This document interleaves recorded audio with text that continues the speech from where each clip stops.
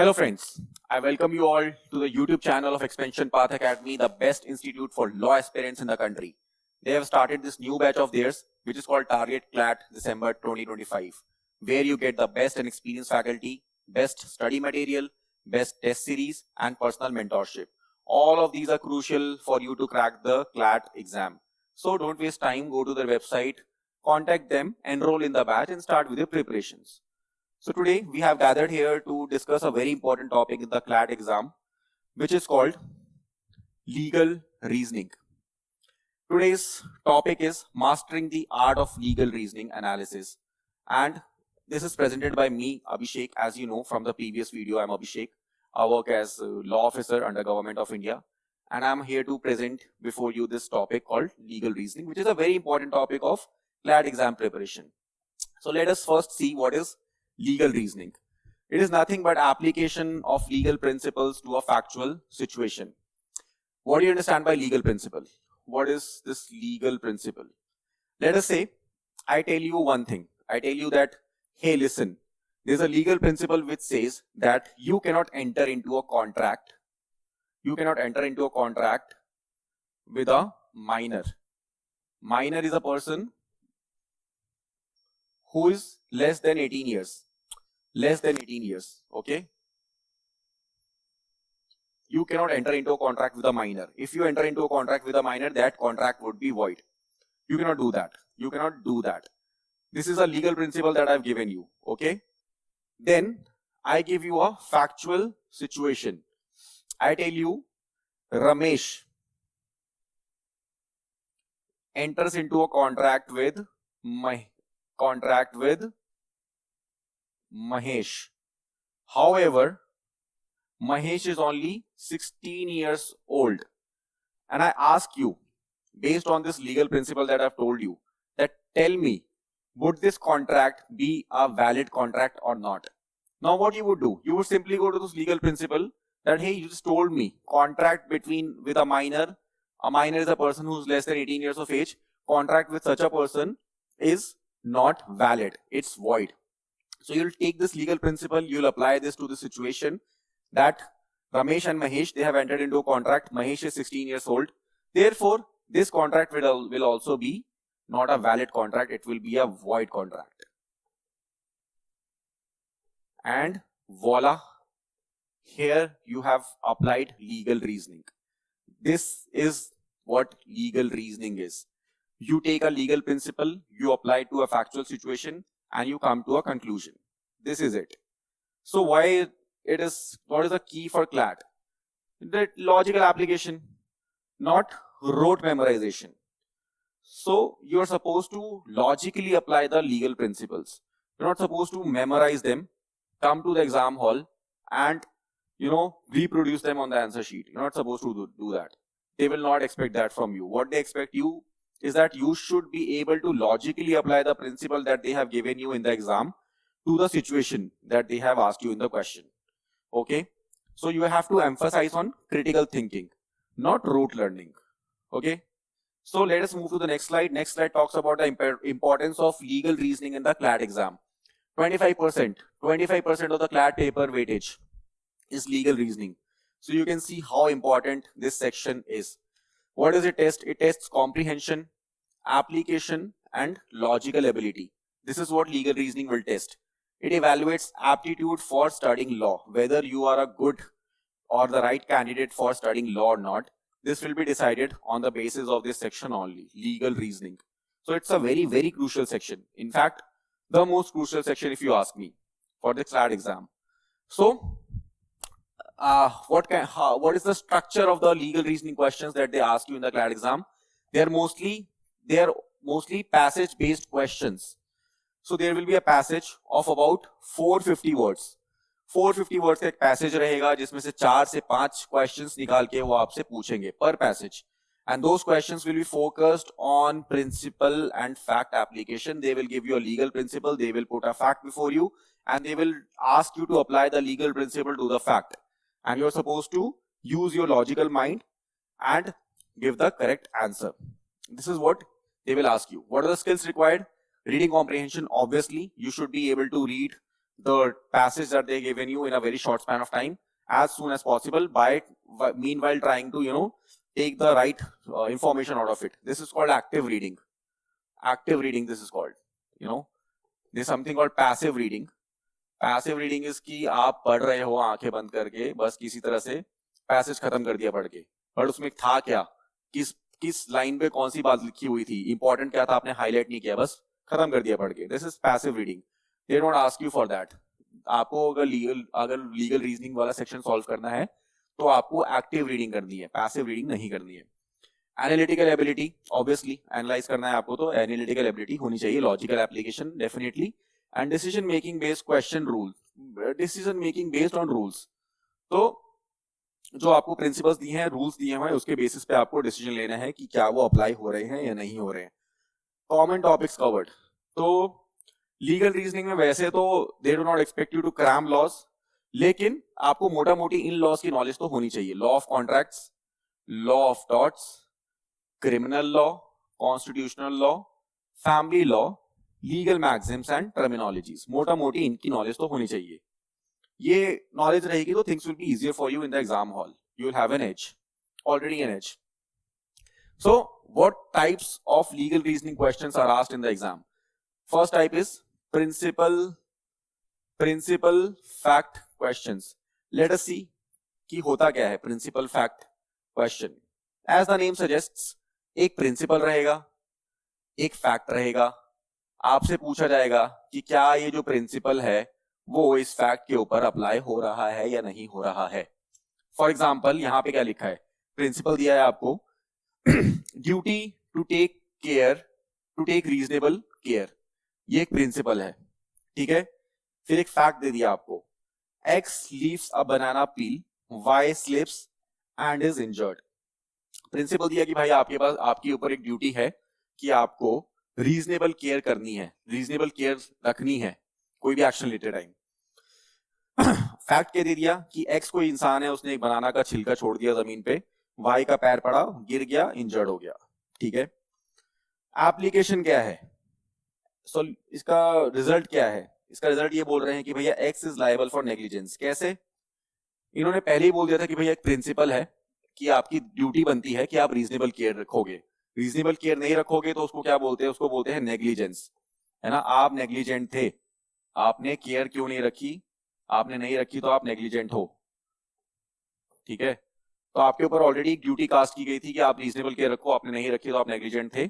X ने नहीं रखी, एक्स वाज नेग्लिजेंट, भाई को चोट लगी उसकी नेग्लिजेंस की वजह से, तो X is liable for negligence. X के ऊपर कार्रवाई की जाएगी नेग्लिजेंस की. This is basically a principle fact pattern question which is asked in the legal reasoning portion of the CLAT exam. Let us move to the next type of questions, legal reasoning question, which is sample assertion reason question. I'm sorry, which is assertion reason question. This is a sample of that type of question. तो अगला type क्या है? assertion reason questions. जैसा कि नाम से पता चल रहा है, एक assertion रहता है, एक रीजन रहता है, दोनों के बीच में रिलेशन निकालनी है आपको. रिलेशन है तो ठीक है, नहीं है तो नहीं है, ऑप्शन में दिया रहेगा.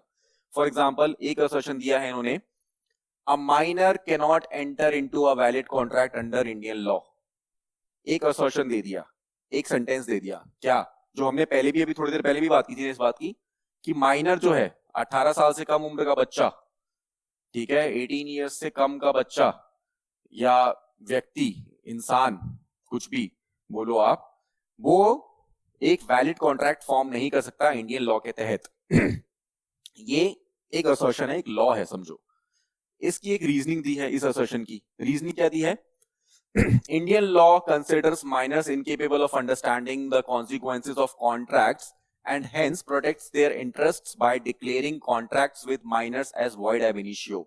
मतलब इंडियन लॉ में, इंडियन भारतीय कानून में माइनर्स को incapable of understanding the consequences of contract माना गया. कि मतलब वो समझ नहीं सकते कि अगर वो किसी कॉन्ट्रैक्ट में एंटर करते हैं तो इसका परिणाम क्या होगा. इसलिए उनको बचाने के लिए कोई भी ऐसा कॉन्ट्रैक्ट जो माइनर के साथ किया जाता है उसको वॉइड बोला जाता है. कि भैया उसको समझ ही नहीं थी कि वो किस चीज में घुस रहा है, और आपने उसके साथ कॉन्ट्रैक्ट कर लिया, तो कॉन्ट्रैक्ट को आप एनफोर्स नहीं कर सकते क्योंकि वो माइनर है. हम उसको बचाएंगे, as we as Indian law we will protect them. तो हमने इसलिए माइनर के साथ कॉन्ट्रैक्ट में एंटर करने को वॉइड घोषित कर दिया। ठीक है, ये असर्शन था, ये उसकी रीजनिंग है। अब ऑप्शंस क्या आते हैं आपके सामने? Assertion and reason are true and reason correctly explains assertion. कि असर्शन सही है, रीजन भी सही है, और रीजन जो है वो असर्शन को एक्सप्लेन कर रहा है। अगला आता है both assertion and reason are true but reason does not explain assertion। तीसरा है assertion is true, reason is false। assertion is false, reason is true। देखते हैं स्टेप बाय स्टेप, देखते हैं कैसे करना है इसको। ऐसे टाइप के क्वेश्चंस में पहला स्टेप क्या होता है? आप पहले देखो assertion क्या है। assertion जो है क्या वो सही है? assertion की हमारी यहाँ क्या थी? assertion ये थी कि माइनर के साथ जो है वो कॉन्ट्रैक्ट नहीं किया जा सकता इंडियन लॉ के तहत। तो ऑब्वियसली ये सही है। कॉन्ट्रैक्ट लॉ का सेक्शन 11 यही बोलता है कि contract with a minor is void. तो असर्शन इज राइट। रीजन क्या दिया था? इसका रीजन दिया था कि भाई इंडियन लॉ जो है वो माइनर को इनकेपेबल समझता है कॉन्ट्रैक्ट के कॉन्सिक्वेंसेस समझने के लिए। इसके लिए उनको प्रोटेक्ट करने के लिए ये रूल बनाया गया है। तो क्या रीजन सही है? रीजन भी सही है। थोड़ा आप लॉजिक लगाओ, लॉजिक लगाओगे तो भी आप समझ जाओगे कि हाँ ऑब्वियसली इसलिए ही ये रूल बना होगा कि भाई माइनर्स को बचाना है। माइनर्स समझते नहीं, इतने समझदार नहीं है कॉन्ट्रैक्ट में एंटर करने के लिए, इसलिए ये रूल बनाया है। तो ऑब्वियसली रीजन सही है। हालांकि एक केस भी है जिसमें ये इस बात का जिक्र है, मोहरी बीबी वर्सेस धर्मोदास घोष, 1903 का केस है, जिसमें ये बात बोली गई थी कि भाई माइनर्स जो है इतने समझदार नहीं है, उनके साथ कॉन्ट्रैक्ट नहीं किया जा सकता। तो उसको भी देखो तो भी रीजन जो है वो सही निकल के आएगा। तो हमारा असर्शन भी सही निकला, रीजन भी उसका सही निकला। और रीजन जो है वो करेक्टली एक्सप्लेन भी करता है असर्शन को। क्यों? क्योंकि क्लैरिफाई करता है what is the rationale behind minors legal incapacity and protection. कि रीजन क्या है ऐसा रूल बनाने का, उसको एक्सप्लेन करता है रीजन। असर्शन में जो रूल बना हुआ है उसको एक्सप्लेन कर रहा है हमारा रीजन, इसलिए reason explains assertion, hence reason is the correct explanation of assertion, and option A is correct, which was that both A and R are true and reason correctly explains assertion। Option A को हम सही बोलेंगे, option 1 को हम सही बोलेंगे।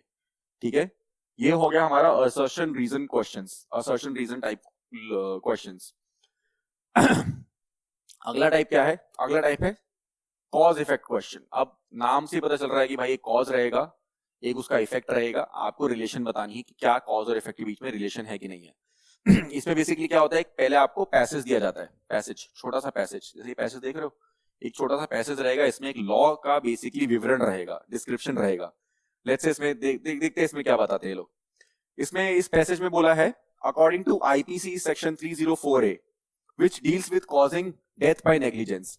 यहाँ पे बात की गई है आईपीसी सेक्शन 304A की, जिसमें 304A आईपीसी में बात किसकी की गई है? डेथ बाय नेग्लिजेंस की।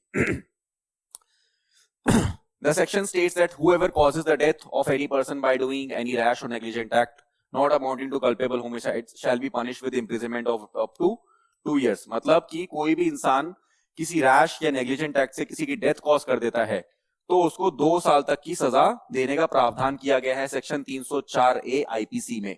ये बेसिक रीडिंग से समझ में आ रहा है। क्या समझ में आ रहा है कि सेक्शन 304A आईपीसी बात करता है डेथ बाय नेग्लिजेंस की, जिसमें ये बोला गया है कि आप किसी की डेथ कर देते हैं नेग्लिजेंट एक्ट से तो आपको 2 साल तक की सजा दी जाएगी। ठीक है, रैशनेस का डेफिनेशन दिया है। रैशनेस का मतलब है an act with awareness that it may cause harm but without the intention of causing harm, while negligence refers to a lack of due care and caution expected from a reasonable person. Rashness की definition ये दी गई है कि भाई आप कोई act कर रहे हो, आपको पता है कि उससे कोई नुकसान होगा, आपका इंटेंशन भले ही नहीं है लेकिन आप जान के भी ये कर रहे हो। मान लो मेरा इंटेंशन नहीं है कि मैं किसी को गोली मारूं, लेकिन मेरे हाथ में गोली है और मैंने चला दी भीड़ में। ठीक है, मेरे को मतलब नहीं था कि भाई किसी ए या बी या XYZ को गोली लग जाए, लेकिन मैंने भीड़ में ऐसी गोली चला दी।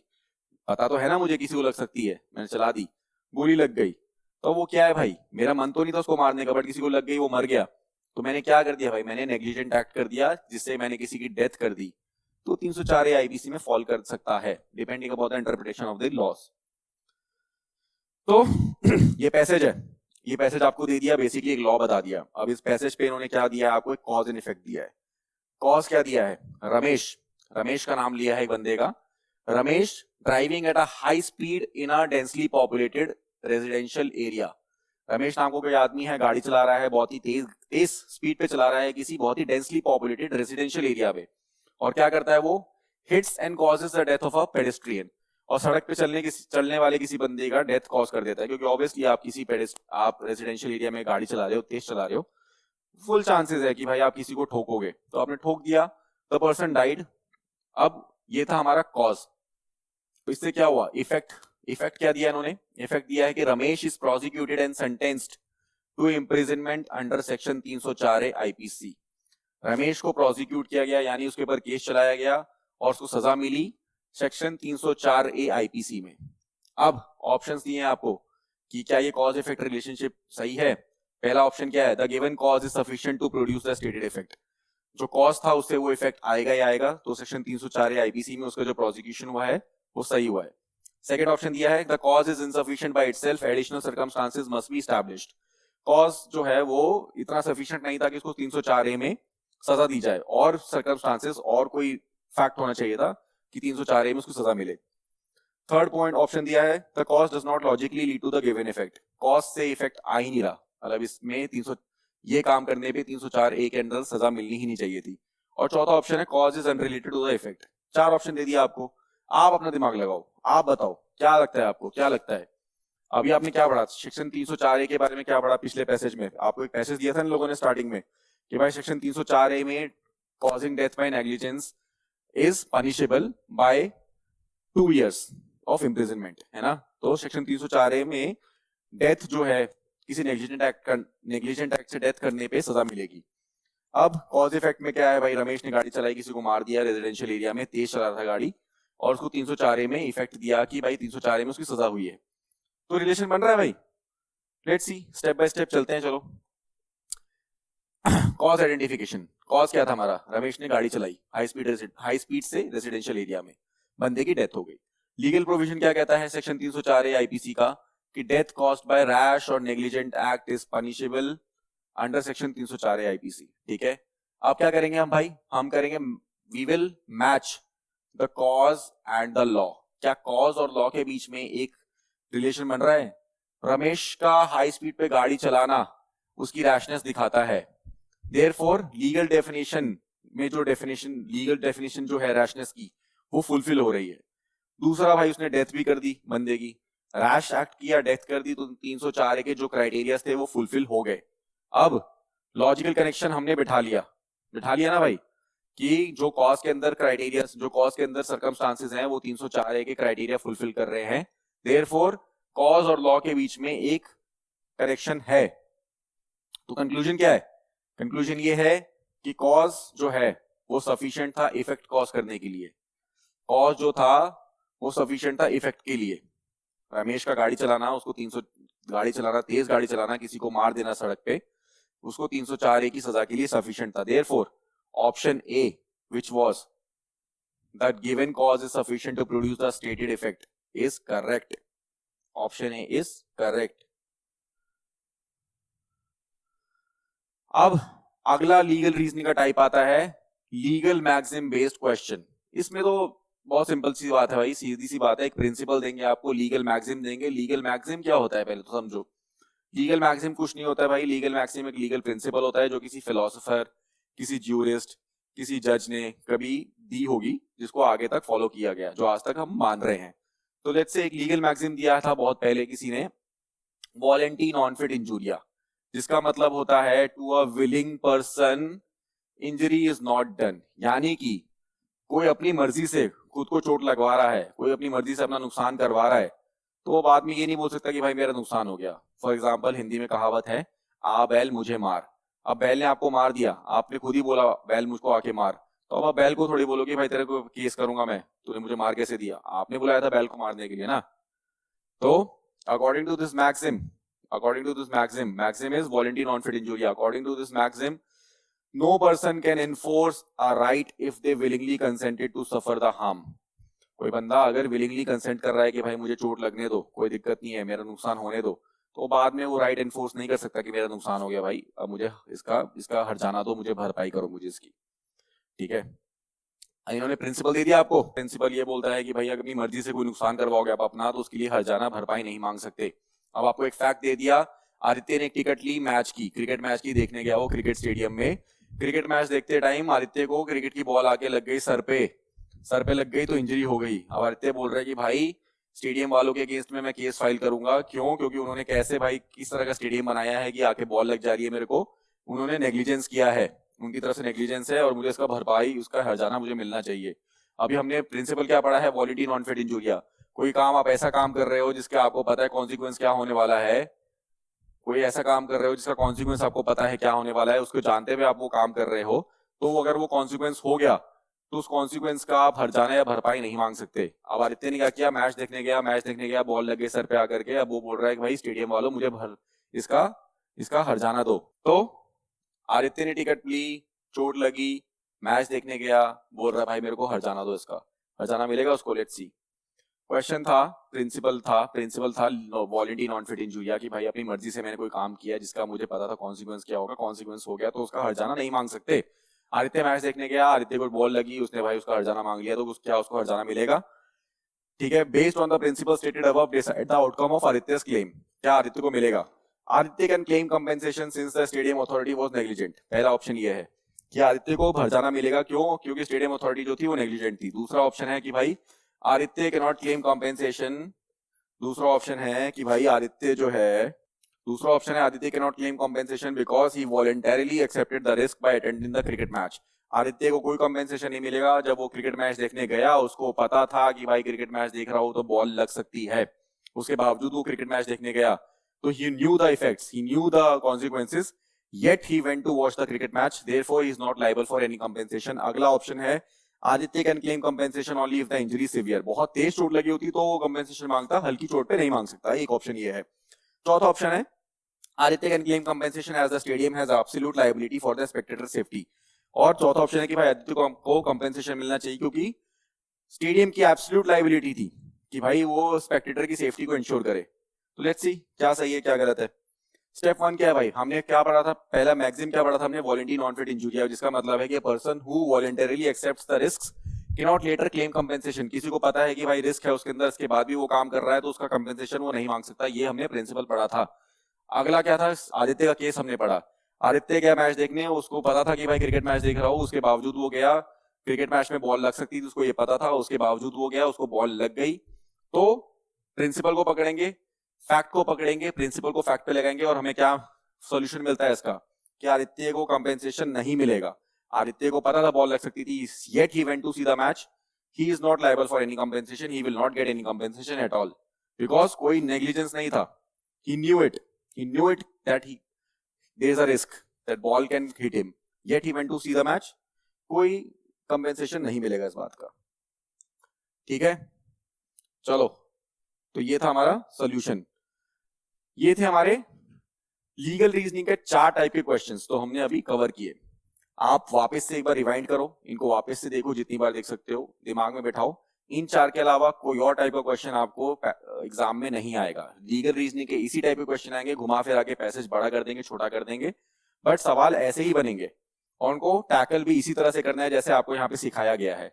हालांकि ये बहुत छोटा सा डिस्क्रिप्शन था, बहुत छोटा सा डेमो है, बट मोटा मोटी तरीका यही रहेगा।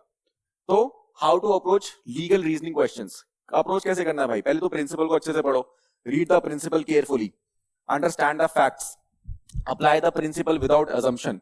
अपना कोई अजम्पशन, घर से लाया हुआ अजम्पशन, कोई प्रिजम्पशन, कोई दिमाग नहीं लगाना है। जो प्रिंसिपल में लिखा है उसी को अप्लाई करना है। खुद से नहीं सोचना है कि भाई आदित्य को क्यों नहीं मिला कंपेंसेशन, मिलना चाहिए। मैनेजमेंट वालों की गलती है। जब लिखा हुआ है प्रिंसिपल के अंदर कि आप अगर कोई रिस्क ले रहे हो, आपको इस रिस्क के कॉन्सिक्वेंसेस पता है, तो आपको कंपेंसेशन नहीं मिलेगा, तो आप वही प्रिंसिपल लगाओगे। अपने जज्बाती नहीं होना है आपको, ठीक है? जज्बात घर छोड़ के आना है आपको। And choose the best fitting option. ये सब कुछ करते हुए जो भी बेस्ट लगता है आपको वो चूज करो। कॉमन मिस्टेक्स टू अवॉइड, क्या होते हैं भाई common mistakes? Using prior knowledge, जो आपको पहले से आपकी बुद्धि होती है, जो आप पहले से समझ के आए होते हैं, घर से दुनिया देखी होती है, आपने जज्बात जो लेके आए होते हो वो लगा देते हो, वहां गलती कर जाते हो। अजम्पशंस करते हो भाई, मेकिंग अजम्पशंस की शायद ऐसा हुआ होगा, शायद आदित्य को नहीं पता होगा, वो बेचारा भोला भाला होगा, वो पहली बार उसका दोस्त उसको लेके आया होगा मैच दिखाने के लिए कि भाई चल मैच देखते हैं, उसको पता ही नहीं मैच में बॉल लग सकती है। ये अजम्पशंस नहीं लगाने भाई, उसमें नहीं लिखा तो अज्यूम नहीं करना है आपको। And skipping the principle, principle को स्किप ही कर दिया, प्रिंसिपल को छोड़ दिया, अपना ही लगा दिया दिमाग, वो भी नहीं करना, उसके बिना तो फिर क्वेश्चन ही गलत है, वो बचा ही नहीं कुछ। Tips for legal reasoning, tips क्या रहेंगे भाई? प्रैक्टिस डेली विथ पैसेजेस ढूंढो एज मेनी एज पॉसिबल। कहां से ढूंढोगे? जो स्टडी मटेरियल मिलेगा एक्सपेंशन पाथ एकेडमी में, उसमें आपको खूब सारे पैसेजेस मिलेंगे, उन पैसेजेस को पकड़ो, उनको पढ़ो, उनमें सारे लीगल मैगजीम्स मिलेंगे, सारे लॉ मिलेंगे, law of contract, law of tort, admin law, constitutional law, उन लीगल मैगजीम्स को, उन लीगल प्रिंसिपल्स को पढ़ो, अपना लॉ का जो अंडरस्टैंडिंग है, लीगल नॉलेज है, लीगल इंफॉर्मेशन उसको बढ़ाओ, एक्सपैंड इट। ठीक है, अंडरस्टैंड लीगल प्रिंसिपल्स डीपली, अच्छे से समझो, अच्छे से पढ़ो, फैकल्टी पढ़ाएगी, फैकल्टी समझाएगी आपको कि भाई क्या होता है, किस चीज का क्या मतलब है, कौन से टर्म का क्या मतलब है, कौन सा प्रिंसिपल क्या कहता है। तो you have to understand those legal principles deeply. Improve reading speed, तेज पढ़ना है भैया, एक्टिव रीडिंग करनी है, as I have told you. कम से कम टाइम में ज्यादा से ज्यादा इंफॉर्मेशन आपको ग्रास्प करनी है, ज्यादा से ज्यादा इंफॉर्मेशन निचोड़नी है आपको उस पैसेज के अंदर से। उसके बाद एनालाइज करो both correct and wrong answer, and then come to the conclusion, क्या सही है क्या गलत, इसको एनालाइज करते हुए कम टू द सोल्यूशन। और लीगल रीजनिंग क्या है भाई? Backbone of law CLAT exam है, इसको इग्नोर करके क्लैट का एग्जाम निकलेगा हो ही नहीं सकता, हो ही नहीं सकता। आप क्लैट का एग्जाम लीगल रीजनिंग को इग्नोर करके उसको अपना वीक पॉइंट लेकर जाओगे एग्जाम हॉल के अंदर, तो आप वो एग्जाम क्लियर नहीं कर सकते, आपको आपका best NLU, top favourite NLU नहीं मिलेगा। ऑल्सो लॉयर बनने वाले हो, जज बनने वाले हो, लॉ फॉर्म में जाने वाले हो, तो लीगल रीजनिंग तो उसके बिना तो करियर ही नहीं है आपका। लीगल रीजनिंग की आपकी फाउंडेशन बेस ही यहीं से प्रिपरेशन से स्टार्ट होती है। तो ये तो भाई बहुत बैकबोन ऑफ फ्लैट प्रिपरेशन है आपकी। Practice and strategic preparation are key. जितना प्रैक्टिस करोगे, जितना स्ट्रैटेजिकली प्रिपेयर करोगे, उतना आगे जाओगे। And you have to focus on logic not memory. दिमाग लगाओ, याददाश्त नहीं। याददाश्त से मतलब है कि भाई जो घर से सीख के आए हो, जो आपको जज्बात है आपके, जज्बात घर छोड़ के आओ। तो ये सब कैसे होगा? आपको क्या चाहिए होगा इसके लिए? गाइडेंस चाहिए होगी, मटेरियल चाहिए होगा, पीवाईक्यू चाहिए होंगे, सब मिलेगा आपको। Enrol for this batch, target CLAT December 2025। The batch has already started और it is in the process of starting. अभी भी सीट्स हैं, go for it, contact them, go to their website. What do you get? The best experience faculty, study material मिलेगा, test series मिलेगी, personal mentorship मिलेगी। तो go to the website, contact them, अपना enrolment करो। ज्यादा time बचा नहीं exam में, आई थिंक 6-7 महीने बचे हैं, दिसंबर का एग्जाम है, तो go for it. 6-7 months is still a good time for you to prepare, for you to crack this exam and get into your favorite NLUs. So this is it for today. If you have any questions, any queries, put them in the comment section. We will try to answer them as much as possible. जितने हो सकेंगे जवाब देंगे. And thank you all for today. That's it. Thank you very much.